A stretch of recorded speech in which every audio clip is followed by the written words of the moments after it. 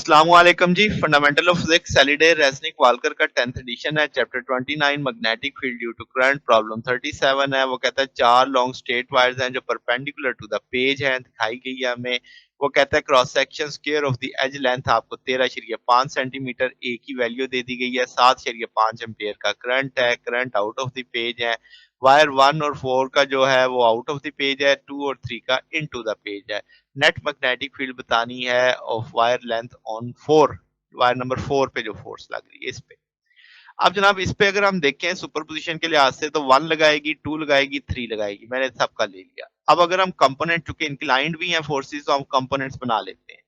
तो अगर आप पहले देखें एक्स एक्सिस पे कौन सी फोर्स लगेगी, ये 1 वाली तो सारी ही वर्टिकल है तो ये तो नहीं लगाएगी। 2 का एक्स कंपोनेंट लगेगा, 3 का भी हॉरिजॉन्टल ही है तो F3 4 3 तो सीधी आ गई। F4 2 का एक्स कंपोनेंट मैंने ले लिया cos थीटा।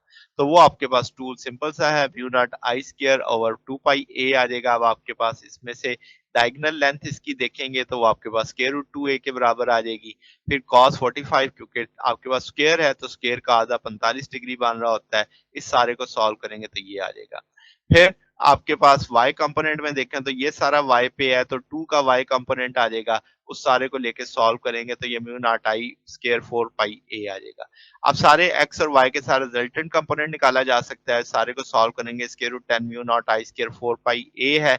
इस सारी वैल्यूज पता है, म्यू नॉट पता है, i पता है, a पता है तो ये आपके पास 1.32 10 इस पर -4 न्यूटन पर मीटर है। इसमें से लेंथ उठा के हम नीचे ले गए हैं।